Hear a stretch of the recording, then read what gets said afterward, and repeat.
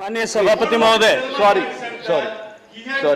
आपका धन्यवाद करते हुए पुनः मुझे अनुमति बोलने की अनुमति प्रदान करने के लिए धन्यवाद करते हुए मैं अपनी बात प्रारंभ करना चाहता हूं। Nothing is going on record. I request you to. जैसा मैंने nothing is going on record. प्रारंभिक टिप्पणी करते हुए कहा था, Sorry. Nothing is going दुनिया on में record. मध्यम श्रेणी और बड़े बांधों की श्रृंखला में सर्वाधिक बांध जो है वो चीन में है, उसके बाद अमेरिका का नंबर आता है और तीसरे नंबर पर हम भारत में। जैसा मैंने कल इस बात का उल्लेख किया था कि हमारे 25% बांध ऐसे हैं जिनकी उम्र 50 साल से अधिक हो गई।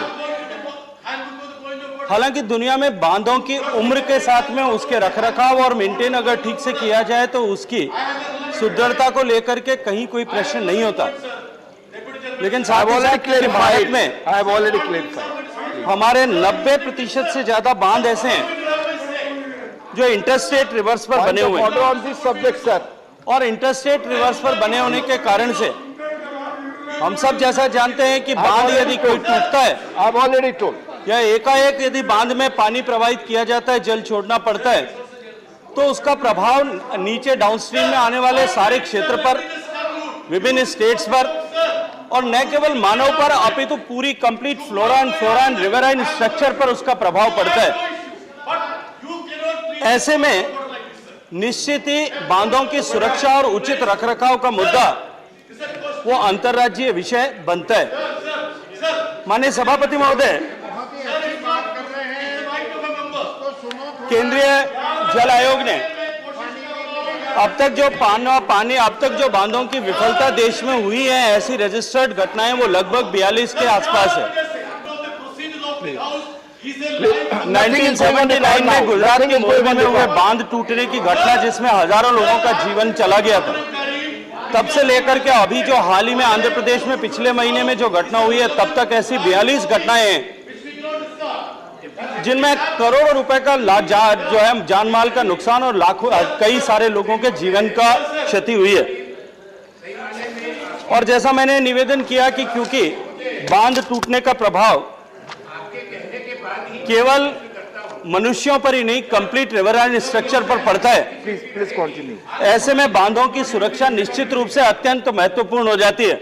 इसके बाद सुनते हैं, इसके बाद में फिर माननीय सभापति महोदय, let him complete the bill में मूव। आप उसके बांधों की सुरक्षा की महत्ता को देखते हुए और जैसा मैंने कहा, क्योंकि 92% बांध हमारे इंटरस्टेट रिवर स्ट्रक्चर्स पर बने हुए हैं, रिवर बेसिन्स पर बने हुए हैं, मैं आग्रह करना चाहता हूं कि इस विधेयक को जो 1982 से लेकर के आज 40 साल बीत जाने के बाद में भी, जब 1979 में मोरबी का बांध टूटने के बाद में जो पहली कमेटी बनी थी, तब से लेकर के आज तक 40 साल से लगातार देश में एक बांधों की सुरक्षा का एक नेशनल लेवल प्रोटोकॉल बने, इसके लिए प्रयास हो रहे हैं।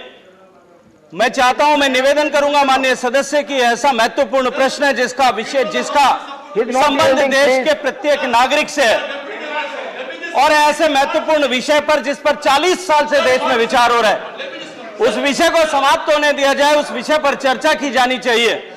और मैं ये मानता हूं कि पिछले इतने वर्षों से बांध टूटने की घटना का, बांधों की रखरखाव का ठीक से प्रोटोकॉल न होने के कारण से इस बीच के कालखंड में यदि एक भी बांध टूटा है तो निश्चित रूप से उसकी जिम्मेदारी कहीं न कहीं है।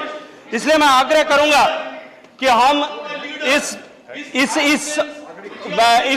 एक्ट पर आज यहाँ, इस बिल पर आज यहाँ चर्चा करें, जिसे लोकसभा ने 2 साल पहले पारित कर दिया है।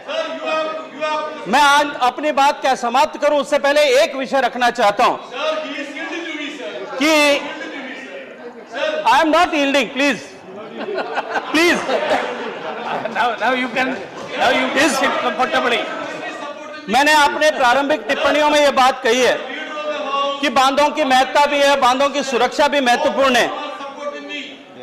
ऐसे में यह केवल बांध टूटने का भी विषय नहीं है। 2019 has passed by Lok Sabha Select Committee of the Rajya Sabha. Sir, members may move their amendments at this stage without any speech. You have moved, na? मैं हम आपको जल्दी स्विच हो गई। मैंने Mr. कहा कि Vaiko, केवल बांध टूटने का विषय नहीं है, Mr. Vaiko, बांध are you में moving पानी your छोड़ दिया जाए, amendment? उसके कारण से भी Mr. ये Vaiko, समस्या उत्पन्न होती है absent? और उसके कारण से जान माल का खतरा बनता है, तो उसकी भी चिंता जो है इस सदन को निश्चित रूप से करनी चाहिए। मैं अंत में एक बात कहना चाहता हूं माननीय सदस्यों की जानकारी के क्लैरिटी के लिए कि इस बिल के माध्यम से न हम बांधों पर स्वामित्व लेना चाहते हैं, न बांध के पानी पर अपना अधिकार लेना चाहते हैं, न उससे आने वाली बिजली पर हम अपना अधिकार लेना चाहते हैं, न उसके ऑपरेशन एंड मेंटेनेंस पर अपना अधिकार लेना चाहते हैं। इस बिल को लाने का हेतु केवल और केवल इतना है कि देश में बांधों की सुरक्षा जैसे महत्वपूर्ण विषय पर कोई न एक ऐसी व्यवस्था देश भर में बननी चाहिए, एक इकोसिस्टम ऐसा बनना चाहिए ताकि आने वाले समय में, क्योंकि बांध का टूटना या बांध में एकाएक पानी छोड़ने के कारण से जो जान माल का खतरा होता है वो तो निश्चित रूप से होता ही है, पूरे एक राष्ट्रीय शर्म का विषय यह बनता है। ऐसी परिस्थितियां देश में पैदा न हो, इसलिए इस बिल को पारित करना आवश्यक है।